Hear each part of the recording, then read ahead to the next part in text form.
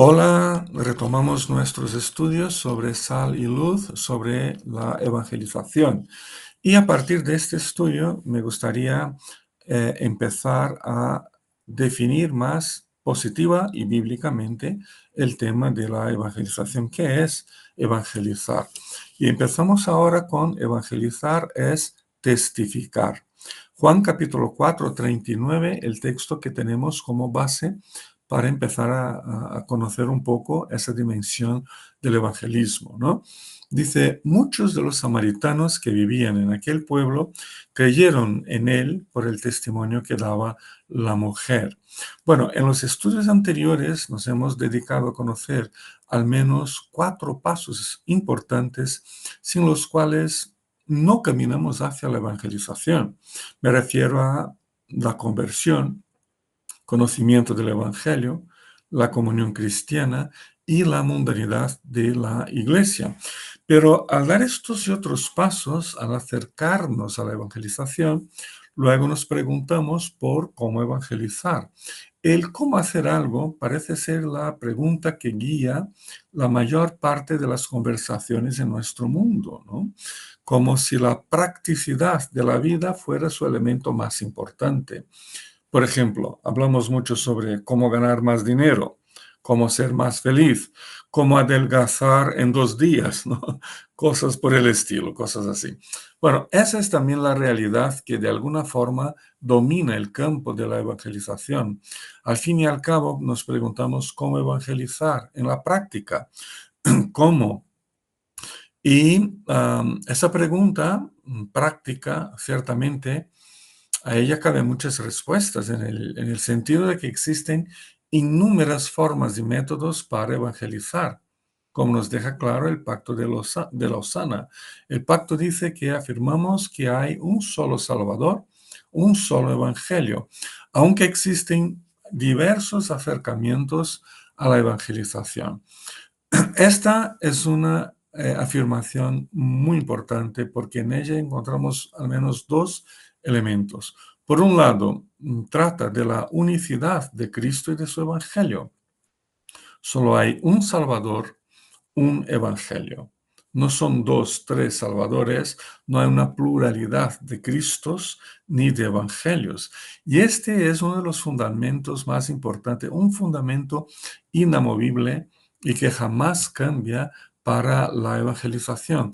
Es que no podemos hablar de más de un Salvador y de otros posibles evangelios. O sea, no podemos relativizar a Cristo y a su Evangelio Salvador. Por otro lado, la práctica de la evangelización y sobre todo sus métodos son claramente relativos y dependientes de los diversos contextos de vida humana, siempre y cuando respeten y se deriven de los principios de la palabra de Dios. Por eso, hablar de cómo evangelizar debería llevarnos al establecimiento de parámetros que inspiren y orienten nuestra práctica de evangelización. Así pues, en este y en los siguientes estudios nos dedicaremos a comentar algunos principios prácticos para la evangelización, empezando por el testimonio. Podríamos, por tanto, afirmar, ¿no? Para empezar nuestra conversación, podríamos afirmar que evangelizar es también testificar y testificar es también evangelizar. El uso de esta palabra, testificar, testimonio, desde la antigüedad tiene que ver con testificar hechos en una esfera legal. Por tanto, se trata de un término que siempre tuvo un sentido jurídico muy importante. Sin embargo, su uso teológico es igualmente importante y se extiende claramente al campo de la misión y de la evangelización. Aún debemos acordarnos de que testificar es la traducción de la palabra griega martureo, de donde también nos viene la palabra martirio. Martirio, con ese sentido que asumió a lo largo de la historia de ser muerto o martirizado por el testimonio que hemos dado. Así que testificar es una palabra importante en el Nuevo Testamento. ocurre con especial frecuencia en la literatura joánica del apóstol Juan. Y en este capítulo 4, 39 del Evangelio, que hemos leído, ¿no? Muchos samaritanos que vivían en este pueblo, pues creyeron en él por el testimonio que daba la mujer. Esas palabras nos introducen al concepto de testimonio como parte de la práctica evangelística del pueblo de Cristo en el mundo. En ese sentido, el testimonio cristiano es una declaración, es una confirmación sobre la base de un conocimiento en primera mano, pero es una confirmación acerca de la experiencia personal de encuentro con Cristo y encuentro con su evangelio redentor. En otras palabras, se trata de declarar y confirmar por palabras y por obras la experiencia de haber recibido personalmente la salvación de Jesucristo. Bueno, vamos aquí caminando un poco con algunos elementos que tienen que ver con el estudio de hoy. Evangelizar es testificar.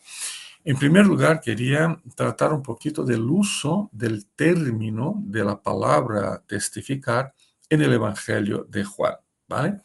Como os comenté, las palabras testimonio, testificar y testigos encuentran dentro del Nuevo Testamento una especial ocurrencia en el Evangelio de Juan y en su primera carta.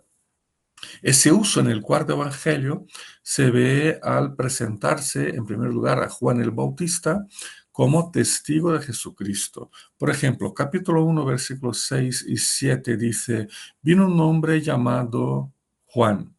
Dios lo envió como testigo para dar testimonio. Ojo, porque testigo para dar testimonio, el énfasis es muy claro, ¿no? Testigo para dar testimonio de la luz, a fin de que por medio de él todos creyeran.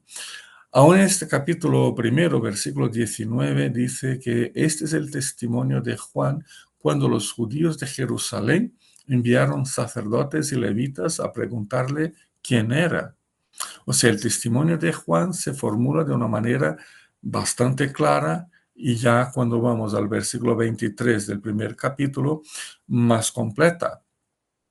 Dice, yo lo he visto y por eso testifico que este es el Hijo de Dios. Si no lo hubiera visto, jamás podría testificar acerca de la divinidad, de la filiación divina de Cristo, ¿no?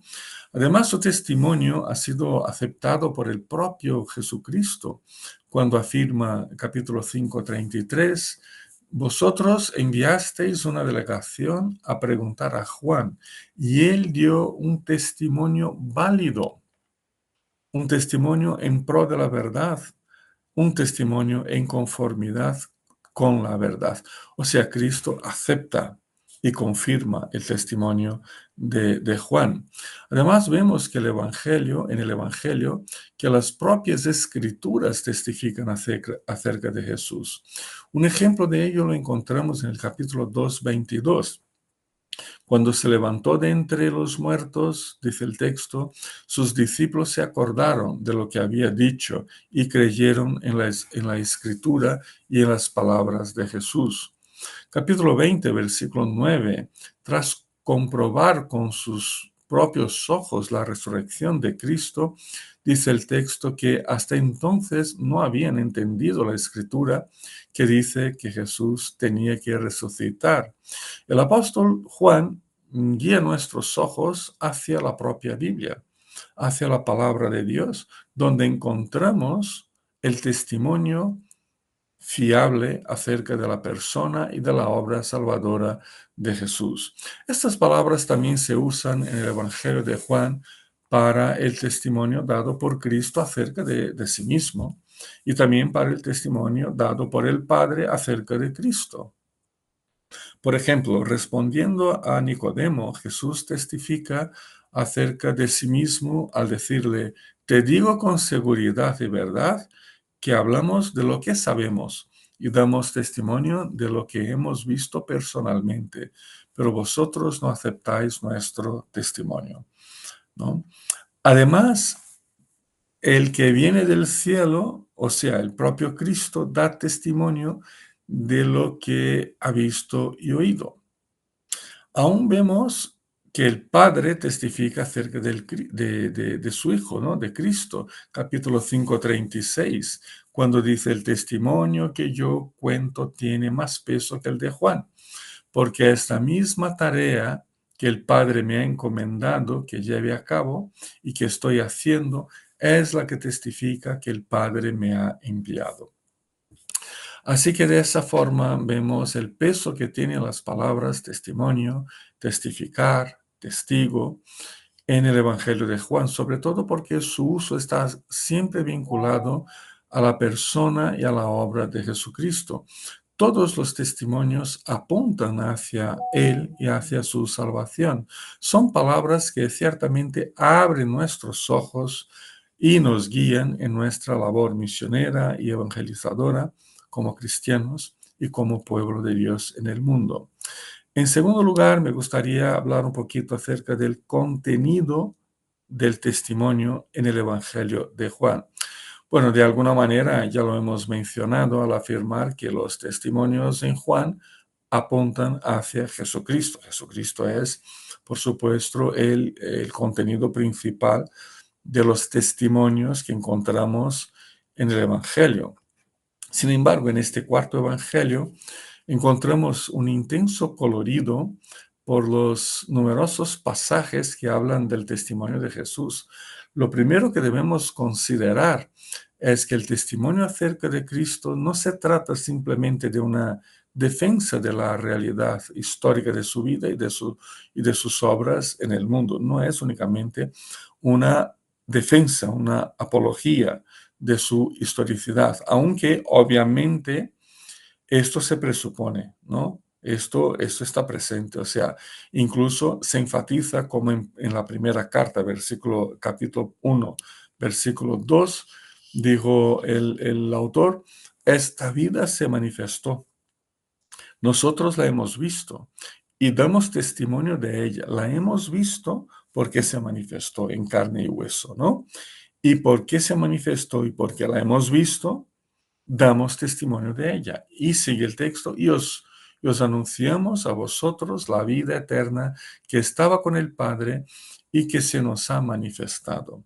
Volviendo al Evangelio, capítulo 21-24, también entendemos este mismo sentido cuando dice que este es el discípulo que da testimonio de estas cosas y las escribió. Y estamos convencidos de que su testimonio es verídico. Tampoco el principal contenido del testimonio acerca de Cristo se trata exclusivamente de comprobarse ciertos significados de su vida, ya sea su nacimiento o su muerte o su resurrección, aunque estos y otros eventos de su vida son importantes como hechos históricos que fundamentan el contenido más amplio del testimonio que se da de Cristo. Lo que debemos considerar en cuanto al contenido del testimonio de Cristo es fundamentalmente la naturaleza y el significado de su persona. Por ejemplo, Juan el Bautista, al testificar de Cristo, dijo: este es aquel de quien yo decía, el que viene después de mí es superior a mí, porque existía antes que yo. Capítulo 1:15. En ese testimonio lo que tenemos es que Jesucristo mismo se convierte en la realidad de vida del evangelista y se testifica de la relación de vida que hay entre él y Cristo como su Señor y como superior. En otras palabras, lo que se expresa en este testimonio es la realidad de vida que se quedó establecida entre Cristo y Juan. Además, con ese testimonio, Juan pone el debido énfasis en la eternidad de Cristo. ¿Por qué? Dice él: porque existía antes que yo. Realidad que le da sentido y garantía eterna a su obra históricamente realizada. El testimonio, por tanto, dado acerca de Cristo, también proclama que Él es el Hijo de Dios. capítulo 1:34, leemos que yo lo he visto y por eso testifico que este es el Hijo de Dios. No solo su eternidad está aquí siendo testificada, sino también su divinidad, su relación personal divina con el Padre, su participación personal y eterna en la vida misma de la Trinidad.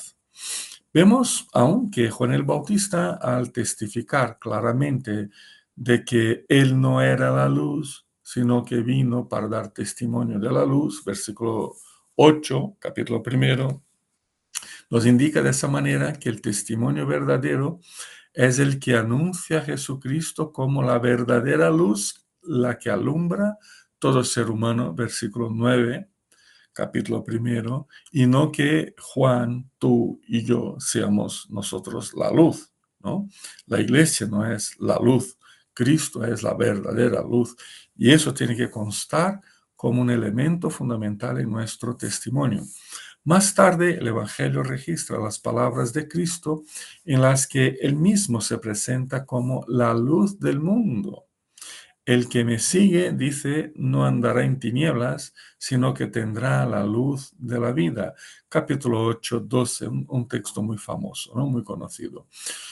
Por tanto, el contenido más importante que el Evangelio de Juan nos da a todos es que Jesucristo, como la luz del mundo, como el pan de vida eterna, es el único que nos puede acercar definitiva y perfectamente a Dios.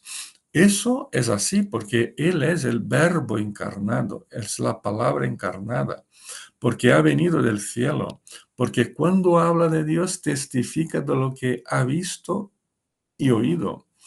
El contenido del testimonio del apóstol Juan es que en Cristo, capítulo 14, versículo 6, en Cristo encontramos el camino, la verdad, la vida que nos conduce al Padre. Y por tanto, testificar de ello es testificar acerca de Él, de Cristo. La salvación en Cristo sucedió históricamente, es concreta, auténtica y eficaz para los seres humanos. Esta realidad redentora ha sido vivida personalmente por el apóstol Juan, escritor del Evangelio, también por Juan el Bautista y por los demás discípulos de Cristo. Por eso, todos ellos pudieron testificar claramente acerca de su salvación y recibieron esa misión directamente de Cristo. Capítulo 15, 27 dice, también vosotros daréis testimonio, porque habéis estado conmigo desde el principio. Y cuando Cristo ya no estuviese más presente físicamente en la tierra, seguiría el testimonio eficaz del Espíritu Santo acerca de la verdad de Cristo. Capítulo 15, 26. Cuando venga el Consolador que yo os envié de parte del Padre, el Espíritu de la verdad que procede del Padre, Él testificará acerca de mí. Así que podemos decir que todo el testimonio dado acerca de Cristo en el Evangelio de Juan nos conduce a ver a su persona como nuestro Señor y Salvador eterno. Número 3, hay que hablar de la iglesia porque la iglesia es testigo de Cristo. Así que hablemos de la iglesia testificante en nuestros días. Bueno, si los apóstoles fueron testigos fieles de la obra salvadora de Jesús, también nosotros lo somos. Lo fuimos a lo largo de poco más de 2000 años. Lo somos ahora por donde el Señor nos lleve. Y lo seremos hasta el fin de la historia cuando vuelva el Señor Jesucristo. En la oración sacerdotal de Cristo, en Juan capítulo 17, leemos sus palabras dirigidas al Padre. En él reconoce haber sido enviado al mundo por el Padre y en consecuencia envía al mundo a sus discípulos. 17, versículo 18. Además, en la versión juánica de la Gran Comisión, que está en el capítulo 20, 21, nos encontramos con estas mismas palabras que dice, como tú me enviaste al mundo, yo los envío también al mundo. Así que la iglesia es una comunidad enviada y enviadora. Bueno, hoy cuando hablamos de misión y evangelización, nos vemos como un pueblo enviador. Enviamos los otros, los hijos de los demás, no los míos, enviamos.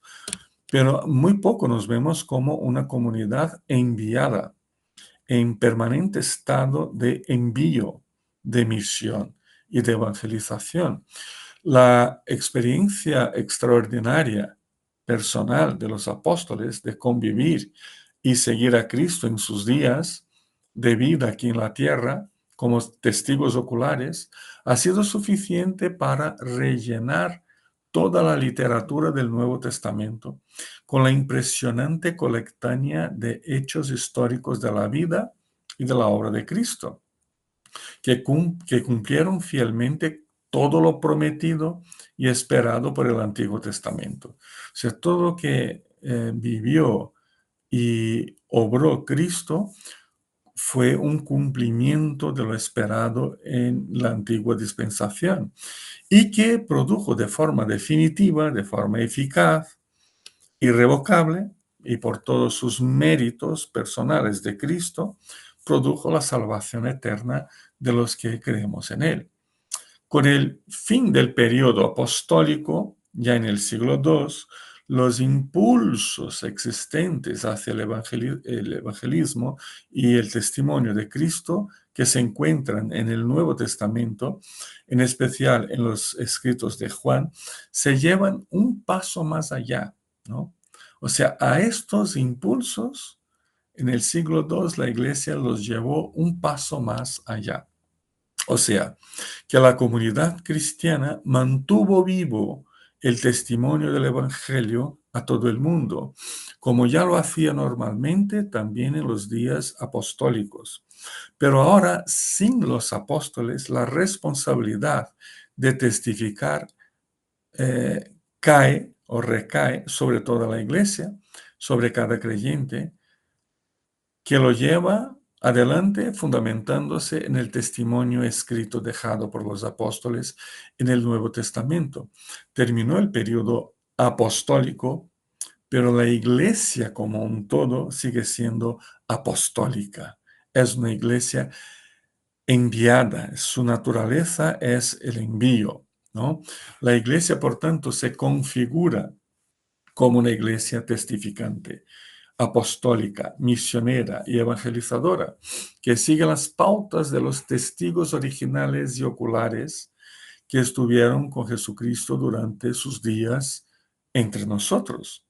Lo que nos dejaron como herencia, su testimonio escrito, es el fundamento para el testimonio dado por palabras, por obras, testimonio de vida, por todos los que también personalmente fueron encontrados y alcanzados por Cristo y por su gracia redentora.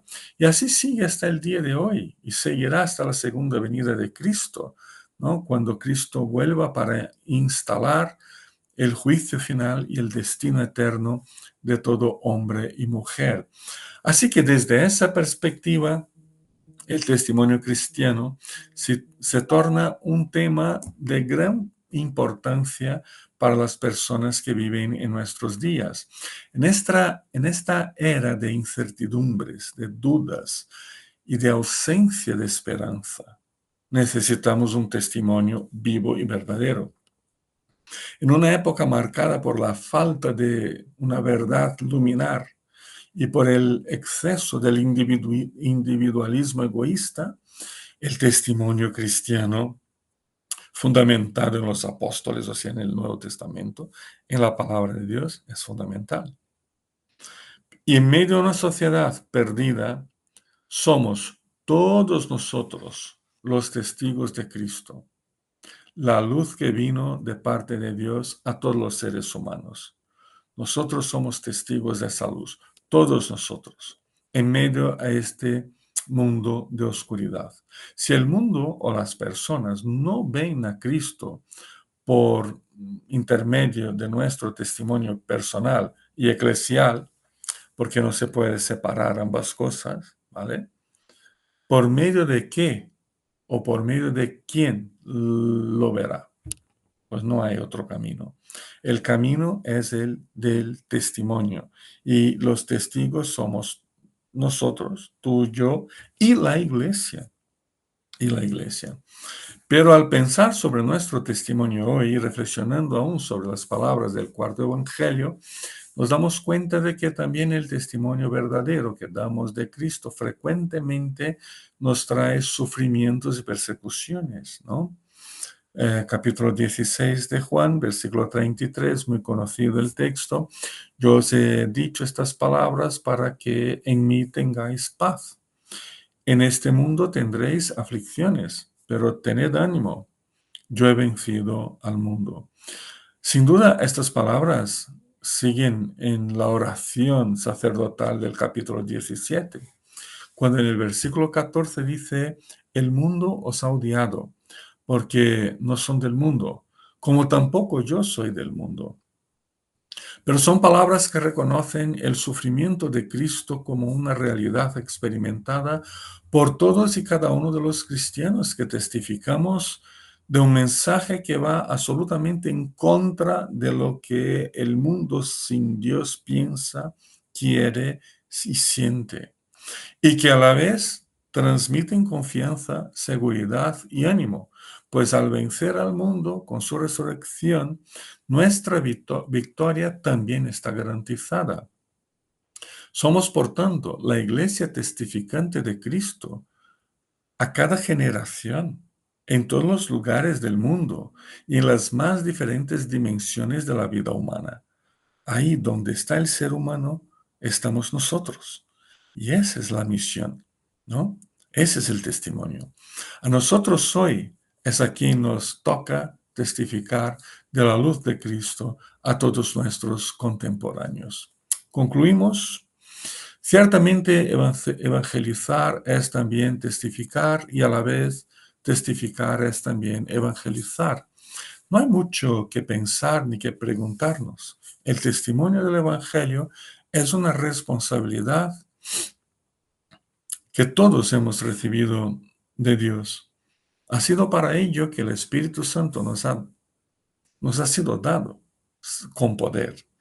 El Espíritu nos ha sido dado con poder, Hechos 1:8, no para que pudiéramos ser mejores, más espirituales, más ex-mens de la fe, no, para testificar. Así que testificamos de Cristo del momento en que nos despertamos al que nos vamos a dormir.